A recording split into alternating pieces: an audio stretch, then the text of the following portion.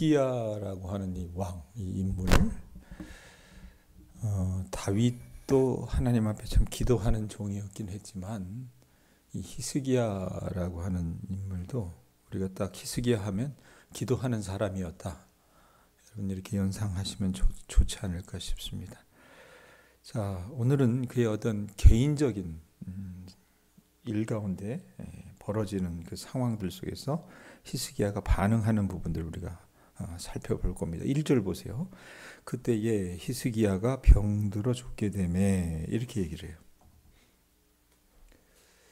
그때에 히스기야가 병들어 죽게 되매, 그럼 이 그때라고 하는 때는 어느 때인가?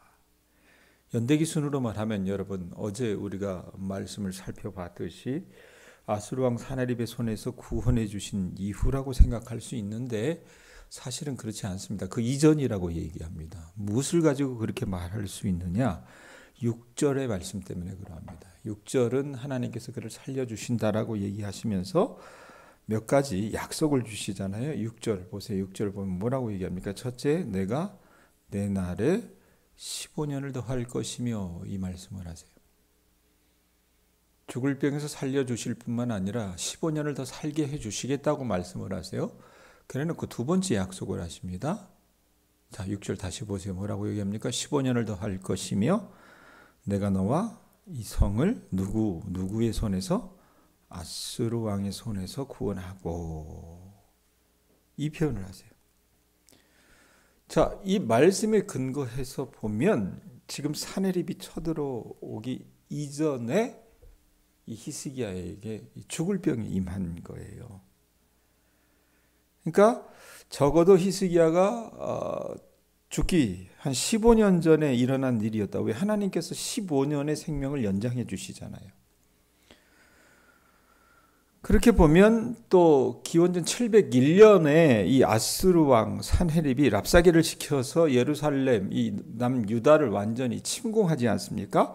그것 이전이라고 얘기합니다. 그래서 이 말씀에 근거해서 정리해 보면 이 1절의 그때에 라고 하는 말은 이 히스기야가 죽을 병에 걸린 그 일은요, 아수르를 공격하기 전, 그러니까 기원전 702년 전의 일이었을 거라고 추정을 해요. 이때 히스기야 나이가 40살입니다. 자, 하나님을 그렇게 잘 섬기고 어느 누구보다도 믿음으로 살려고 애썼던 히스기야 왕에게 전혀 반갑지 않은 죽을 병이 찾아왔어요. 다시 1절 보세요. 1절 말씀 보면 내가 그때에 히스기야가 병들어 죽게 되매. 자, 병들어 죽게 됐는데 어떤 일이 벌어집니까? 1절 뒷부분에 보면 아모스의 아들 선지자 이사야가 그에게 나와서, 당장 힘들어 죽겠는데 이사야가 나아가서 뭐라고 얘기합니까? 그에게 이르되 여호와의 말씀이 너는 집을 정리하라. 내가 죽고 살지 못하리라. 선지자 이사야를 통해서 하나님께서 어떻게 해요? 도장을 꽉 찍어주세요.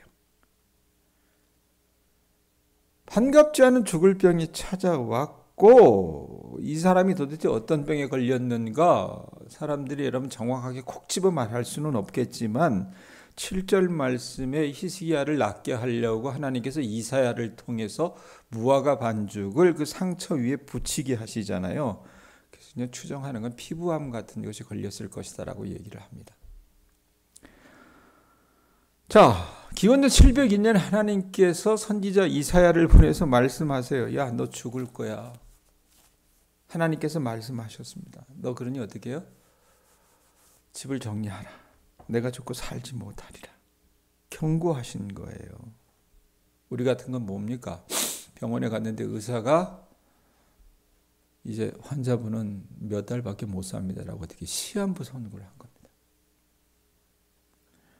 자, 죽을 날을 받아놨으니까 며칠 안 남았으니까 지금 하고 있는 일들을 정리하라고 하나님께서 말씀하시는 거잖아요. 자, 근데 죽으려고 하다 보니까 어때요? 앞이 깜깜한 거예요. 왜 깜깜하냐면 대외적인 정세는 유다에 점점 불리해져 가게 돌아가겠습니다. 한 20여 년 전에 북이스라엘이 멸망했잖아요. 아수르에 의해서. 그리고 그가 이제껏 내세워왔던, 여러분 히스기야가 다른 왕들과 달랐던 것은 참 대단한 종교개혁을 하잖아요. 산당도 멸하고 그 다음에 노뱀도 그것을 사람들이 숭상하니까 치워버리고, 이런 어떤 종교 개혁들을 했는데 그게 사실은 여러분 하루아침에 완성되는 것이 아니었기 때문에 여전히 힘써 매진해야 되는 그런 상황인데도 어느 날 갑자기 병이 들고 하나님께서 이사야를 통해서 너 오래 못 살 것 같다. 그러니 정리해라. 이렇게 말씀을 하시는 겁니다. 여러분 같으면 어떻게 하겠습니까? 만약에 내가 시름시름 앓고 있는데 하나님께서 최 목사 통해 가지고 딱 오셔서 신방을 왔는데 권사님 오래 못 사실 것 같아요. 그래 이제 좀 정리하시죠. 어떻게 하겠어요? 아마 충격을 받지 않을까 싶어요. 히스기야도 충격을 받았습니다. 근데 이 사람의 반응이 달라져요. 제가 초두에 이 사람은 기도하는 사람이라고 그랬잖아요. 2절 3절 보세요. 2절 3절에. 자, 우선 2절 한번 보세요. 2절 보면 뭐라고 얘기합니까? 읽어보세요. 히스기야가 낯을 벽으로 향하고 여호와께 뭐 했대요? 기도하여 이르되. 이 사람이 달랐던 게 뭡니까? 여러분 그 절망적인 상황에 죽을 날 앞에 놓고요. 하나님만 붙들고 기도하기 시작해요. 보통의 인간이라면 여러분 이 사망 선고를 받게 된다면 모든 것은 포기하고 어떻게 식음을 전폐할 것입니다. 그러나 히스기야는 아무리 이사야 같은 선지자를 통해 전해진 말이라 하더라도 절대 포기하지 않고 시한부 통보를 받은 그때부터 하나님을 붙들고 매달리는 거예요. 또 재미난 건 뭐라고 얘기합니까? 낯을 벽으로 향했다라는 표현이 있어요. 얼굴을 병으로 향했다고 하는 것은 이제 더 이상 인간적인 방법, 사람을 바라보지 않고 하나님만 향해서 그가 나아가겠다는 얘기입니다. 인간적인 위로도 필요 없고 의학적인 수술이나 처방도 소용없고 오직 나를 다시 살리게 하실 수 있는 그 존재는 하나님밖에 없다라고 생각하고 하나님께만 매달려서 결판을 보겠다는 겁니다. 그러면서 기도하는 내용이 3절이에요. 3절에 뭐라고 얘기합니까? 여호와여 구하오니 내가 진실과 전심으로 주 앞에서 행하며 주께서 보시기에 선하게 행한 것을 기억하옵소서 하고 히스기야가 뭐 했대요? 심히 통곡했대요. 심히. 여러분 지금 이 히스기야의 기도 내용은요. 아무래도 히스기야가 죽는 것이 두려우니까 조금이라도 더 살고 싶으니까 세상 일에 연민이 많으니까 그래서 기도한 것이라기보다는 뭐라고 얘기합니까? 구하오니 내가 진실과 정심으로 주 앞에 행하며 주께서 보시기에 선하게 행한 것을 기억하옵소서. 자기 어떤 사적인 일 때문에 하나님 앞에 매달린 것이 아니라 하나님께서 히스기야에게 맡기신 여러분 그 사명, 유다의 운명에 대해서 걱정이 많았던 것 같아요. 지금 여러분 자기가 다스리고 있는 이 유다라고 하는 나라는요. 그의 노력으로 간신히 신앙적으로 일어서려고 하는 그런 때였었고 대외적으로는 아수르가 점점 강성해서 북왕국 이스라엘을 잡아먹는 상황까지 이르렀는데 히스기야는 또 뭡니까? 왕자도 없었어요. 아직 왕자를 보지 못했습니다. 혈통을 이을 후손조차 없는 상황에서 자기가 사라져야만 한다는 게 너무나도 속이 상했던 겁니다. 그래서 어떻게 해요? 하나님의 나라를 위해야 되잖아요. 하나님께 기도한 겁니다. 하나님 지금 내 안에 하나님을 신뢰하는 진실하고 온전한 믿음이 있는 걸 하나님 보고 계시죠? 예? 보고 계시다면 그 작은 믿음을 하나님 보시고 다시 한번 내가 일어날 수 있도록 하나님께서 허락하신다면 그 기회를 제게 좀 주십시오라고 매달렸던 거예요. 자, 하나님이 여러분 히스기야의 기도를 듣고 어떻게 응답하십니까? 4절부터 6절이에요. 눈이 따라가 주세요. 자, 이사야가 통지를 하잖아요. 왕 오래 못 살 겁니다. 정리하십시오. 그렇게 이야기하고 자기 길을 가는데 성읍 가운데 이르기 전에 여호와의 말씀이 그에게 임하여 이르되 이사야에게 임하여 이르되 하나님이 뭐하래요? 이사야에게 너는 돌아가서 내 백성의 주권자 히스기야에게 이르기를 왕의 조상 다윗의 하나님 여호와의 말씀이 이러면서 뭐라고 해요? 읽어보세요. 내가 내 기도를 뭐 해대요? 들었고 그 다음에 내 눈물을 보았노라. 내가 내 기도를 들었고 내 눈물을 보았노라. 여러분, 우리 하나님은 여러분 어떤 분이십니까? 우리 기도를 들으시는 분이에요. 백권사님, 우리 하나님은 어떤 분이세요? 백권사님의 기도를 듣고 백권사님의 눈물을 보시는 하나님이란 말입니다. 그러면 해야 될 게 뭐예요? 히스기야처럼 엎드려 통곡하며 기도하는 일입니다. 아셨어요? 자, 그렇게 하나님 앞에 매달렸더니 하나님이 뭐라고 얘기하세요? 내가 너를 낫게 하리니 내가 3일 만에 여호와의 성전에 올라가겠고 내가 내 날에 15년을 더 할 것이며 내가 너와 이 성을 아수르 왕의 손에서 구원하고 내가 나를 위하고 내 종 다윗을 위함으로 이 성을 보호하리라 하셨다 하라. 하나님은요, 히스기야가 어떤 인간적인 방편을 찾지 않고 오직 하나님을 향해서 눈물로 기도한 그것을 바라보고 계셨고 그 태도를 기뻐하셨던 겁니다. 그래서 다시 한번 이사야를 통해서 히스기야에게 응답을 가져다 주셨던 거예요. 이전에 내가 죽고 살지 못하리라 분명히 2절에 말씀하시지만 그 말씀하신 하나님께서 자신의 뜻을 돌이키셨습니다. 뭐 때문에? 히스기야의 기도를 듣고 그 눈물을 보셔서 그를 긍휼히 여기셔서 자신의 뜻을 돌이키셔서 그로 하여금요 15년이나 더 살게 해주시겠다고 약속하시는 겁니다. 자, 죽을 운명에 처한 히스기야가 하나님 앞에 매달려 기도하니까 하나님께서 히스기야를 다시 살려주셨을 뿐만 아니라 무려 15년이나 더 그의 인생을 살아가게 해주셨습니다. 여러분, 하나님께서 이렇게 히스기야의 기도에 응답하신 이유가 뭘까? 이 사람이요, 어떤 인간적인 방법에 연연하지 않고 오직 하나님께만 매달렸었던 것 같아요. 히스기야는요, 죽을 병이 걸려서 인간의 모든 생사를 주관하시는 분은 다른 어떤 의사도 아니고 다른 어떤 용한 방법도 아니고 오직 하나님께만 있다는 것을 깨닫고 절대적으로 하나님만 신뢰하면서 그 하나님께 매달렸다 그 말입니다. 여러분, 하나님은요 히스기야의 육체적인 질병만을 치료해 주신 것이 아니었잖아요. 무려 15년이라고 하는 하나님께서 맡기신 일을 할 수 있는 충분한 시간을 그에게 허락해 주셨다 그 말입니다. 또한 히스기야에게 더 큰 어려움에서도 건져주시겠다라고 약속을 해주셨어요. 이 말씀 잘 기억하십시오, 여러분. 우리가 그럴 일 없겠지만, 그러지 않기를 바라지만 몸의 질병을 하나님께서 주실 때가 있어요. 또 정말 바라지 않지만 우리 교인들 안에도 여러분 정말 우리가 감당할 수 없는, 내 힘으로는 내 능력으로는 해결할 수 없는 문제에 여러분 맞닥뜨렸을 때가 있다 그 말입니다. 그럴 때 여러분, 히스기야가 여러분들에게 보여주었던 것처럼 그 상황 속에서, 출구가 없는 그 상황 속에서 하나님을 의지하기만 하면요, 여러분, 하나님께서는요 반드시 그때 일하신다는 것을 믿으실 수 있기를 바랍니다. 하나님은요 한 가지만 축복하시는 분이 아니에요. 히스기야가 여러분 나라 일을 걱정하면서 자기를 살려달라고 하나님 앞에 간구했을 때 그 생명을 연장시켜 주셨을 뿐만 아니라 아직 그 공격이 유다에는 없었기는 했지만 곧 있게 될 아스루 왕의 손에서 구원해 주시고 예루살렘 성을 보호해 주시겠다고 약속까지 하셨다 그 말입니다. 그만큼 여러분, 하나님께서는 이 히스기야의 질병을 통해서요 히스기야를 어떻게 다루고 그를 준비시키셨던 거라 그 말입니다.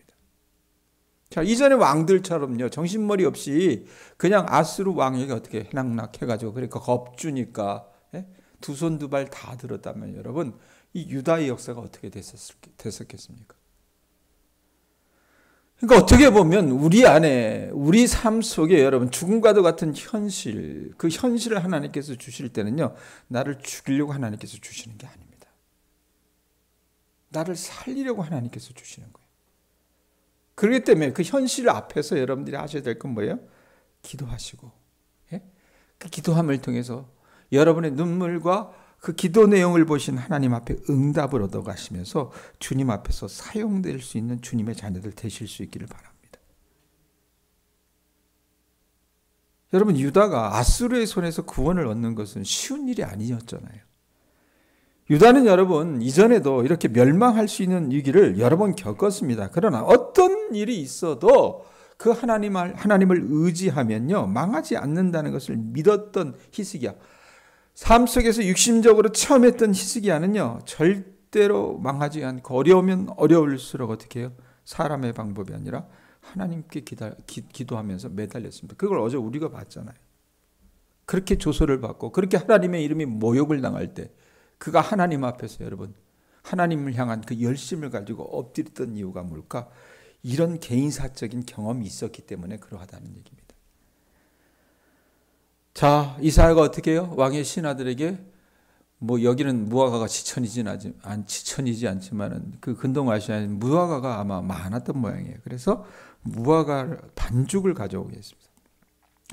말린 무화과는요 고대 근동아시아에서 약으로 사용되었다고 해요. 특별히 피부에 종기 효과가 있었다고 합니다. 그 무화과 붙여서 난 건 아니죠, 사실은.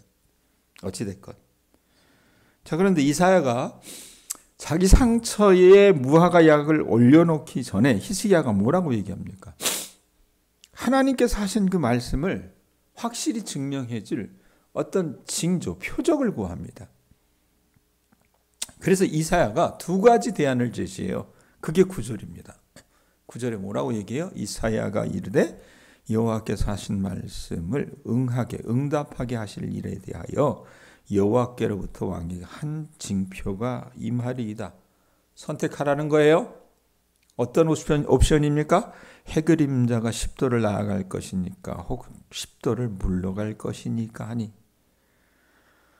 자, 세종대왕이 여러분 해시계 장영실을 통해서 만들었잖아요. 이 이스라엘에도요 해시계가 있었던 것 같아요. 그걸 누가 만들었냐면 아하스, 이 히스기야의 아버지였던 그 아카랑 아하스 때 해시계가 아마 만들어졌던 모양입니다. 그 해시계를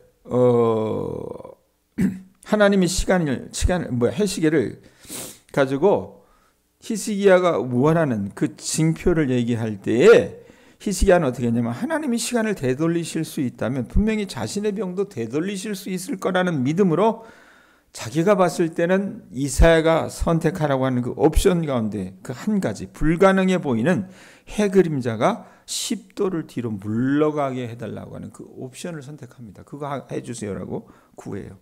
하나님께서 어떻게 하십니까? 오늘 11절에 어떻게 하세요? 11절 같이 읽어봅니다. 읽습니다. 시작. 선지자 이사야가 여호와께 간구하매 아하스의 해시계 위에 나아갔던 해그림자를 어떻게 하셨대요? 10도 뒤로 물러가게 하셨더라. 이렇게. 자연을 거슬리는 기적을 하나님께서 히스기야에게 보게 하시면서 그를 낫게 해주실 것이고 그의 생명을 15년을 연장시켜 주실 것이고 그를 통해서 하나님께서 이 남유다를 지키도록 해주시겠다고 그렇게 약속해 주세요. 이게 오늘 말씀의 내용인데요, 여러분. 이 죽을 상황에 놓인 이 히스기야의 어떤 반응을 보여주는 오늘의 이야기는요. 사실 어제 살펴봤던 19장 말씀의 히스기야의 믿음이 어떤 일 때문에 가능했었는지를 보여주는 그런 어떤 이 예비적인 에피소드와 같은 것이라고 보시면 될 것 같습니다. 여러분, 히스기야가 그러했듯이 우리가 기도하면 하나님 앞에서는요 능치 못한 일이 없습니다. 아셨어요? 그리고 우리가 기도하면 하나님께서는 어떻게 하신다 그랬어요? 오늘 말씀에 보이는 것처럼 그 기도를 들으시고 우리의 눈물을 살펴보시는 하나님이라는 것을 여러분들 꼭 아실 수 있기를 바랍니다. 능치 못하신 그 하나님께서 우리가 주님 앞에 눈물로 기도하면 우리 기도를 듣고 우리 눈물을 살펴주시며 우리의 기도에 응답하신다 그 말입니다. 그렇기 때문에 지금 여러분들이 처한 상황이 어려우면 어려울수록 절망적이면 절망적일수록 낙담하지 마시고 하나님을 부여잡고 믿고 어떻게 해요? 매달리면서 기도하실 수 있기를 바랍니다. 특히 내가 은혜를 사모하며 주 앞에 나왔는데 하나님의 말씀마저 나를 너무 치시며 정죄하실 때라도 여러분 이사야를 통해서 하나님께서 히스기야에게 처음 던져주셨던 그 메시지는 히스기야가 죽겠는데 다 아픈 메시지였잖아요. 당신 죽을 거니까 자기 일 정리하라고 했을 때 여러분 얼마나 가슴이 찔려요. 속상합니까? 그런데 히스기야가 어떻게 해요? 그렇게 자기를 치는 메시지를 하나님께서 주신다 하더라도 하나님께 나아가 구했던 그것처럼 여러분 주님 앞에 기도하는 것을 손 놓지 마시라고 말입니다. 중단하지 마시라고 말입니다. 그렇게 여러분 우리가 하나님 앞에 히스기야처럼 매달리면 하나님은요 그에게 응답해 주셨던 것처럼 상상할 수 없는 기적으로 응답해 주실 것이며 우리가 구하지 않은 것까지 덤으로 주시는 하나님이신 것을 우리 교우들이 믿어 의심치 마실 수 있기를 주님의 이름으로 축원드립니다.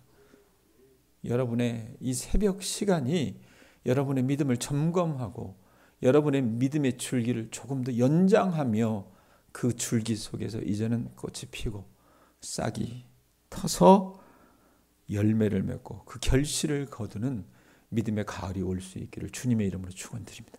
기도하겠습니다. 하나님